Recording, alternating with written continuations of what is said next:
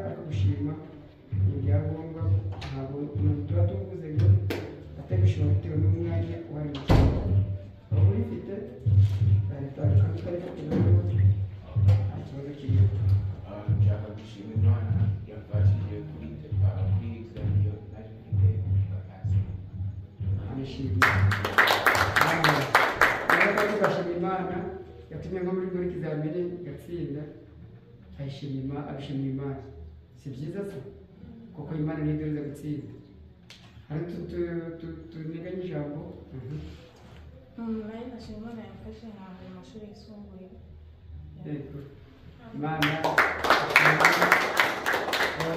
Imana niyo iduha ubwenge, igatuma tubona dutsinda, igatuma tubona impamyabumenyi cyangwa se diplome, sibyo?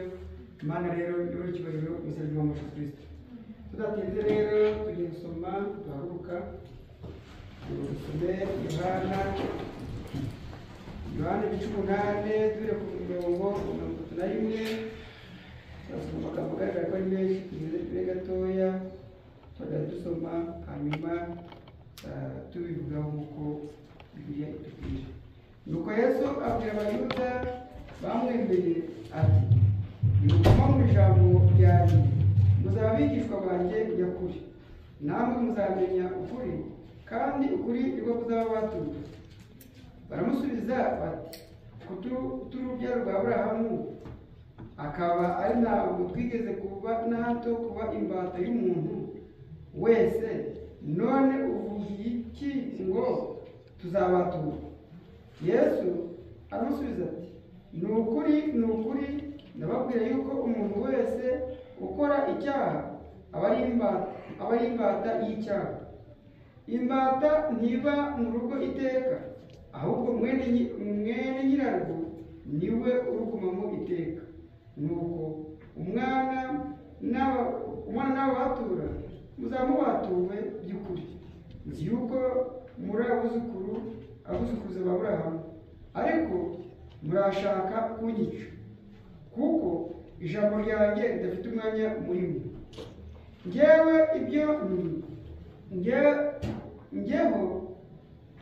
ibyo nabonanye data nibyo mvuga, kandi namwe nuko ibyo mwumvanye so nibyo mukora.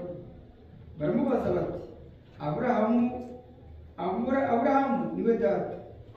Yesu arababwira ati, iyo muba abana ba Aburahamu koko, muba mukora nk'uko Aburahamu yakoraga. Ariko none dore murashaka kunyica, kandi ndi umuntu wabwiye iby'ukuri. Ibyo numvise ku Mana nyamana Aburahamu we ntiyagize atyo. Ariko none dore murashaka kunyica, kandi ndi umuntu wabwiye iby'ukuri. Ibyo numvise ku Mana nyamana Aburahamu we ntiyagize atyo. Ibyo mukora ni nk'ibya so. Baramubwira bati, ntituri ibyabo, ahubwo dufite data umwe, ari we Mana. Yesu arababwira ati, iyaba Imana ari yo so, muba munkunze, kuko nanjye nakomotse ku Mana.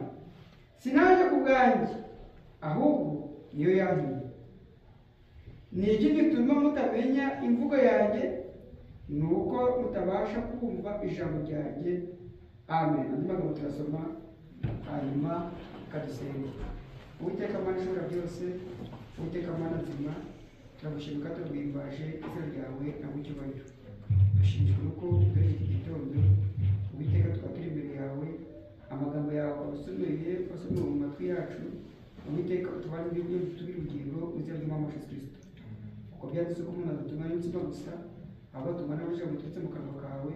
Niyo mpamvu nifuza ngiza kugira ngo mwishwe n'ijambo ryawe muri kino gitondo mu izina ry'Umwami Yesu Kristo. Bashiki bacu na bene data nabo tungwe nabyo muri kino gitondo mu izina ry'Umwami Yesu Kristo. Imana ishobora byose, ndagusabye kugira ngo utugenderere. Ndakwinginze kwa Uwiteka, ijambo rivuzwe utureze amatwi yo kuryumva mu izina ry'Umwami Yesu Kristo. Niba natwe kandi ukomeze utugire neza. Satani uburyo bwose turanesheje mu izina ry'Umwami Yesu Kristo. Komeza natwe kandi ukomeze utugire neza. Tugusaba tuze kukuza mu izina rya Yesu Kristo. Abasha kwicara. Mana yacu yagucyubahiro mu izina ry'Umwami Yesu Kristo. Ni amagambo dusomye mu gitabo cyanditswe n'umuhanuzi Yohana intumwa, hanyuma ari kutubwira ngo abana b'Imana bumva ijambo ry'Imana. Nicyo tubyigeho. Abana b'Imana bumva iki? Ijambo ry'Imana. Abana b'Imana bumva ijambo ry'Imana. Ni impamvu ki Yesu yavuze ati, mwebwe impamvu mushaka kunyica ni uko mutari kumva imvugo yanjye. Yesu yababwiraga, akababwira data uguma muri njye, we akavuga ati, tuzi ko data wa twese ari Imana. Tujyana, tuzi yuko data wa twese ari Imana. Bakavuga bati, none weho kuruko ngo data niwe wampaye kuvuga aya magambo, kandi tukaba tuzi yuko data ari Imana. Naravuga ati, so wanyu ari Imana, muvuga nk'ibyo Aburahamu yakoze. Imana kibamugisha mu izina ry'Umwami Yesu Kristo.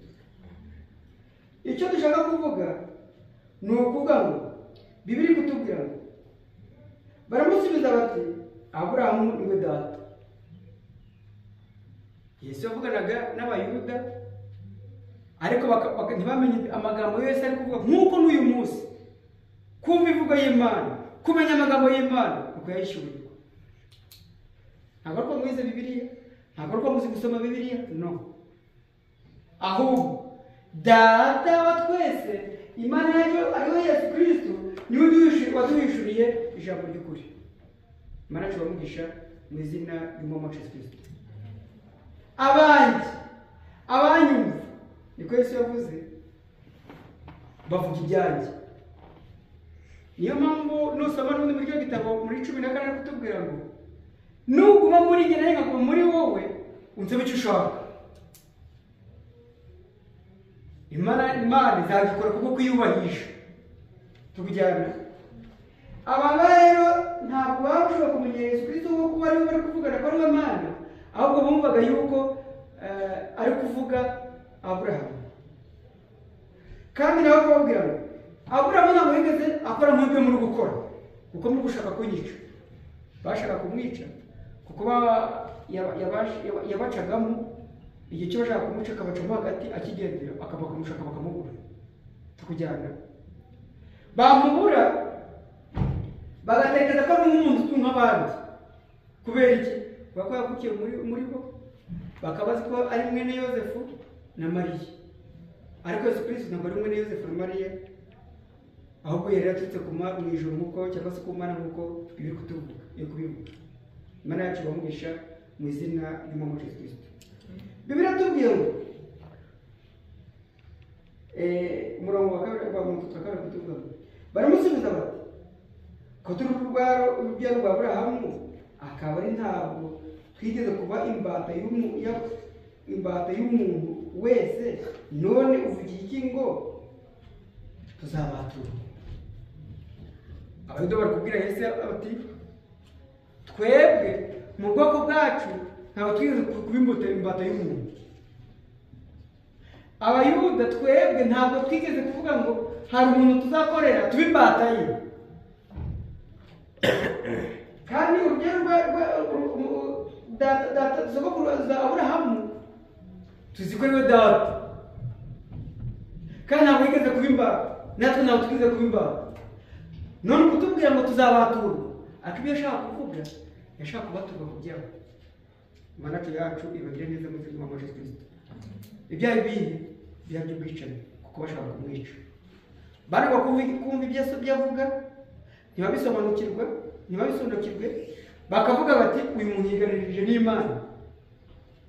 Tukujyana birakomeye kuvuga ngo umuntu aravutse uri kumureba aza afite ubushobozi azavuga ati ndi Imana.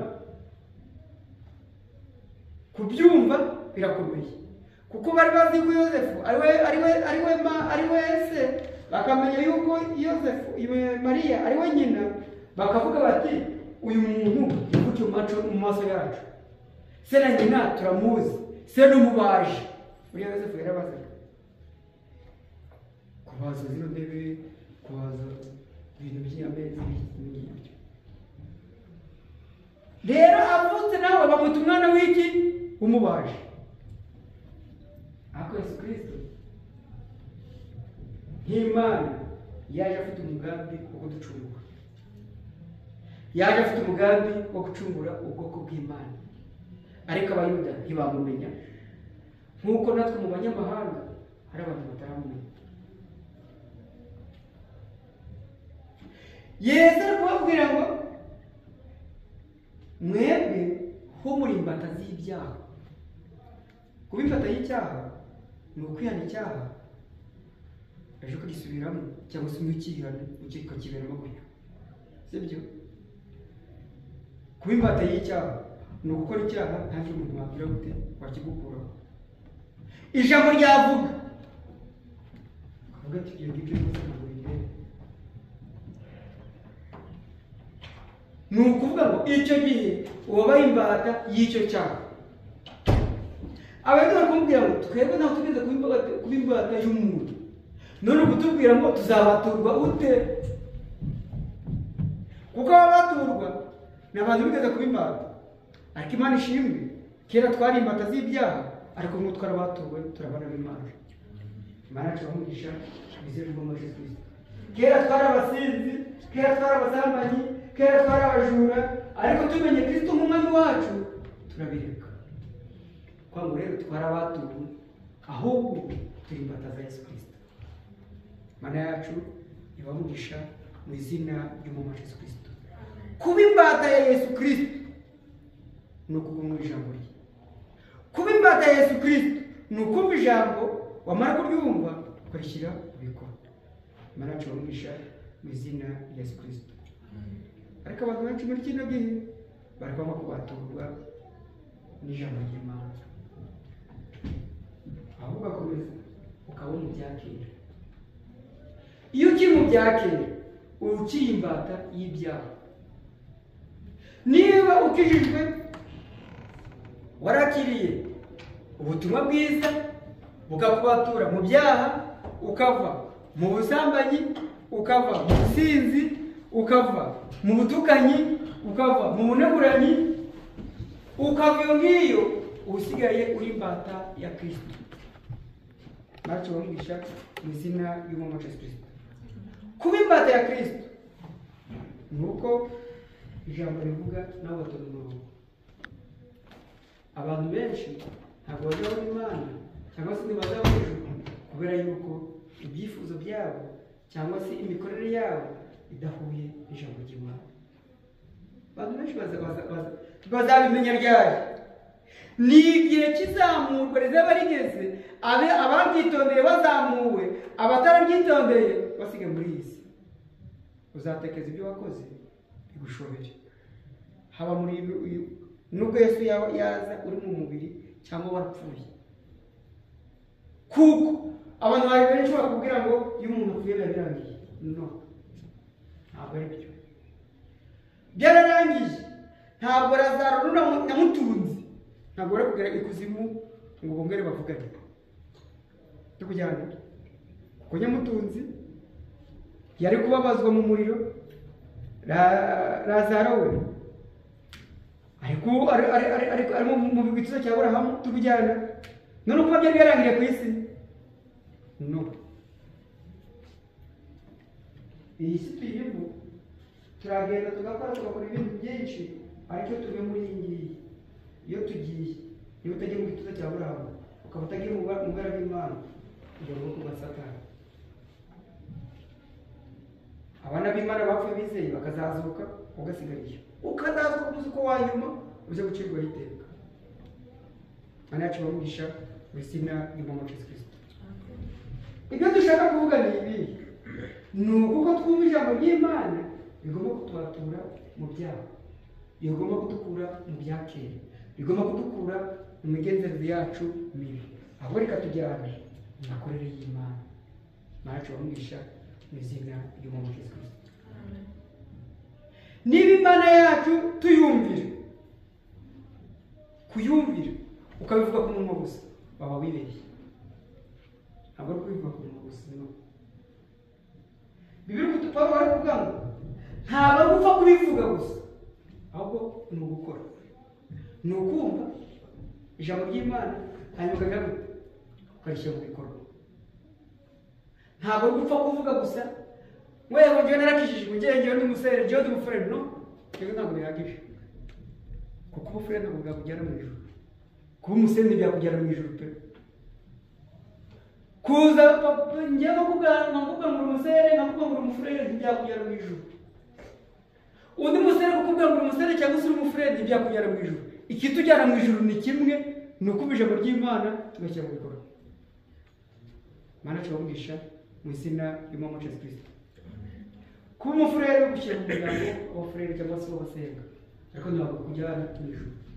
Kuba umufurere ni ukuba muri iri teraniro riri aha, ukaba uri memba wo mu iteraniro, ariko ntabwo bigiye kujyana mu ijuru. Tukujyana kuko benshi bazikanga bari kuruhira ubusa, bararetse kunywa inzoga cyangwa se bagaterana ko bakanazinywa. Tukujyana kubera iki? Kubera yuko hari amagambo amwe bimwe urabyubahiriza, ibindi ntibwira gute ntubyubahiriza. Abo ngabo rero b'abafurere bakora nk'ibyo ngibyo nibo bazavamo umwari w'umupfapfa. Umwari w'umupfapfa ntazazamura. Tukujyana umwari w'umupfapfa itorero rizazamurwa kuko wari umugeni. Umupfapfa wasigara muri iyi si tukujyana ni ukuvuga ngo azabona ibihembo igihe cyazanihangana kubera ko nusigara kandi arababwiye ngo ngewe nize bitandukanye n'ibyawe bazasigara bagushinyagurira banagukubita banakwica. Wemere gupfa rero uziryo jambo nabwiza amahirwe ariko uzaba ufite amahirwe abandi barazamutse bari mu birori bari mu minsi mikuru wewe ntabyo. Iyo dushatse dukomeza kuvuga ngo ni uko abana b'Imana bumva ijambo ry'Imana. Abana b'Imana bumva iki? Bagashyira mu bikorwa. Ntabwo ari upfa kuryumva, no, kuko ijambo ry'Imana ari upfa kuryumva gusa ugasoma Bibiliya umuntu aryumvise. Ntabwo twaba tuvuga ngo abanyedini bazarimuka. Ntabwo twaba tuvuga ngo abatizeye ko Yesu Kristo ari Imana ko bazarimuka, no.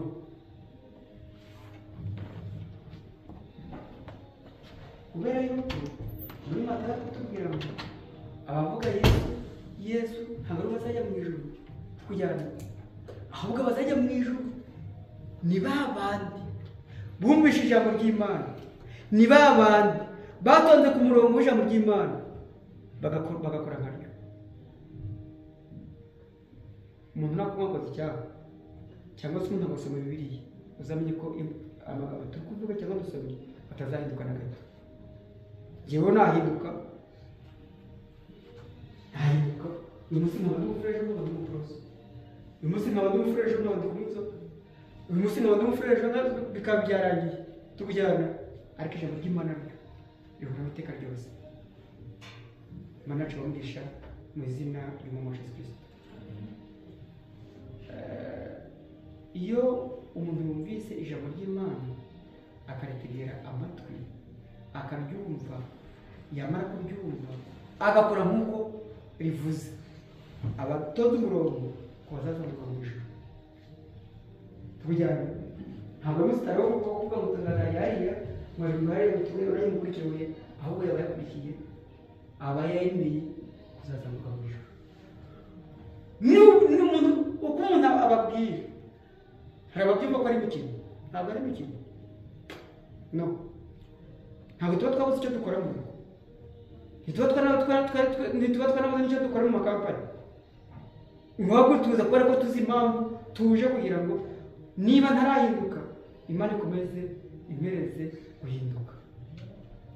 Niba ntari nasara byo neza ariko nsaba Imana ngo Mana hano ntabwo biri kugenda neza, none mfasha mbireke tukujyane. Ariko nukomeza kuba nk'uko uhamagawe umeze. Niba wari umusambanyi ugakomeza ugasambana, niba wari umubeshyi ugakomeza ukabeshya, niba wari ukoraga ibyaha runaka ugakomeza ukabikora, kandi abantu bo kubona hano mu iterambere uzamenye ngo nta juru ririmo. Ndetse mbabwire ibintu abana b'Imana muzi ko batajya mu mipira, sibyo? Umwana w'Imana ujya mu mipira, no. Ngo najya mu mabaro ngo nagize gute? Nta biri rwose, ntabyo. Gukina imikino iyo ariyo yose ya kimuntu cyagiye pagani ntabwo bibiri igenda, kuko biri kutubwira ngo gufatanya n'abo tuzatugize gute tudahuje, sibyo? Amagambo yanditse mu Bakorinto ba kabiri umurongo wa 16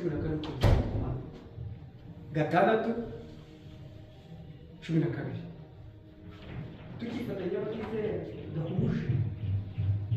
Ese kutizera no kwizera byahura bite?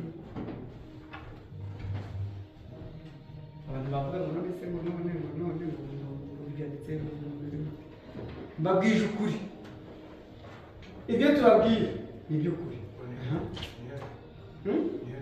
Kutifatanya n'abatizera mu mikino mu Bakorinto avuga ngo kutifatanya n'abatizera, reka tubisome. Nagese ushobora kuba bikubivuga umumonde ari gukina nawe wagiye kugira gute ukinana nawe kandi wewe umwizera we ntabwo ari iki ari umwizera none urukundo gufitanye umugabane uwuhe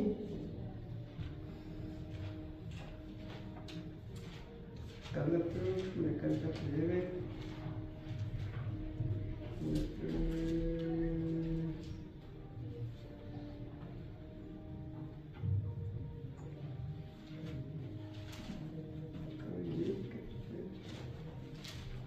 turebe turebe aha Abakorinto ba kabiri igice cya gatandatu umurongo wa 14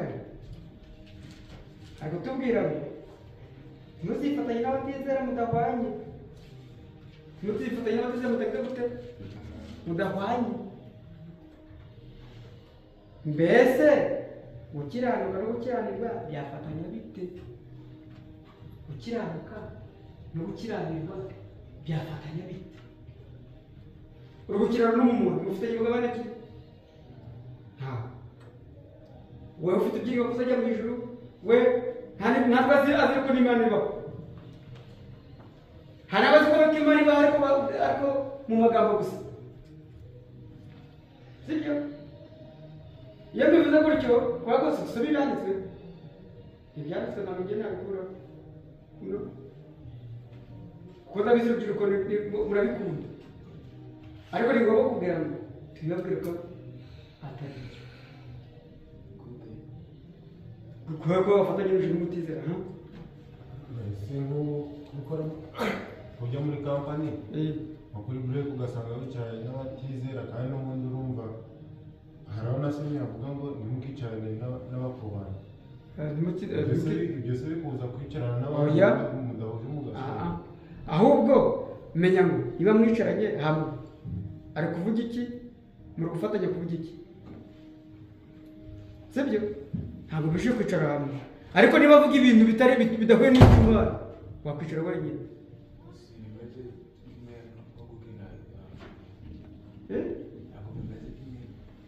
ngo kwicara n'umutizera ntabwo biri bivuze ahubwo icyo tuvuze ni amagambo uwo mutizera ari kuvuga y'ibitari byiza ari mu icyaha nawe kumufasha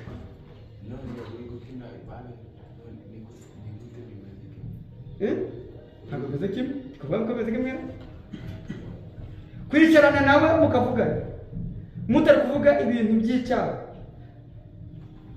mbese tuvuge no kuvuga ibintu byo mu giterambere by'amajyambere cyangwa se byabageze ku kintu nta cyaha kirimo tukujyana ariko negurana nawe uramufashije sibyo ari kuvuga ibisizi by'isoni nawe uramufashije kandi ntabwo uri Kristo yakurangira ese uri gukina gusa ntabwo uri kuvugana no kuvugana nawe ari kuvuga ibintu by'ibyaha muri kumwe ukamufasha ngo ibyaha uri kuvuga ngo nakwicarana oya uranyumvise nabi iyo ndi kuvuga ntabwo muri kunyumva ntabwo bivuze ngo kwicarana n'umutizera ntukizicarane nawe no nibyo ndi kuvuga ngo ntabwo ibyo ntabwo ari bibi ariko gukina no gukina gusa gukina oya kubera yuko ntabona b'Imana bimukina byanditse mu bitabo by'umuhanuzi Branham kandi hano bibiri kutubwira ko tutakwiye kwifatanya n'iki n'abatizera sibenero ngaho wavuze ngo nyine muri kumena akavuga ibintu bibi nawe kuvuga utabikoze none ugahera oya gukina kandi ndetse tukubwira gukina urukina nani twasha wenyine aho nyine gukina wavuze ngo gukina imipira gukina ibindi mikino ni icyaha akoze cyane uko nyine kumwe n'abantu bari bakora ibi ujya kumwe nabo ugakina n'abantu bakora oya uzi gukina nageze mu bikombe ndabizi ko kandi mu bikunda niyo mpamvu habayemo confusion bibiri kutubwira ngo ni tukazifatanya n'abatizera simwabisoma uri kubisoma bafite bibiliya none niba tuvuga ngo tukifatanya n'abatizera ukagenda ugafatanya nabo mu mikino ukagenda ukicara nawe ari kunywa inzoga ejo ntuzayinywa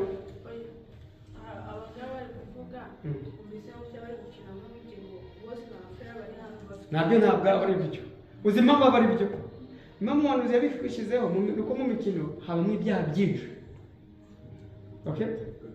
gute umuntu agukubita umupira yakubita umupira ukamutuka umubazi njyewe ndabizi kera narawukinnye urakinnye yakubita ukuguru ukavuga ati nanjye ndiyishyurira okay ntubimubwira ariko nawe ukamutega ngo ndagira gute niyo mpamvu Branham rero yavuze ngo nta mufurere Bibiliya ikavuga ngo dukwiye kwifatanya n'abatizeye ariko none Bibiliya iri kutubwira hano muri Bibiliya murihangana barimo kuko iminota yagiye ni murihangana kuko muri kumbaza kandi kubasubiza ni ngombwa okay Simeon Sikimera kazi nyine. Sikimera kazi nyine muri kampani. ngo Sikimera kazi. Ujye mu kazi No. ntawuzamikora nayo. akazi no gufatanya n'abantu mu byaha biratandukanye biri different Aho nyine ugiye gukora. akazi hari akazi ko kwegukina gari Ya. wajya muri kapari ugiye gukina Nyine muri kampani harimo abantu benshi. Eh. Abantu ntabwo uzi nyine umubiri n'umwiza. Aje kuguha. wow mubi mureba gute ntabwo nahora no mumenye mujura sibyo naho ntabwo nahora mumenye ahubwo mumenya ryari ni igihe cyo kuvuga n'igihe cyo gukora mumenya ngo runaka ni bubi okay ntaho mukube mubaza Rero nyine ubonye umuntu mu kigo cyangwa gukina. Wamuhuta atumye nkuko uvuze wamwihumba nyine. Batumva nyine. ntabwo ujye bibaho wari kubivuga kuko njye ndabizi nakinnye umupira uhereye muri 80 na kangahe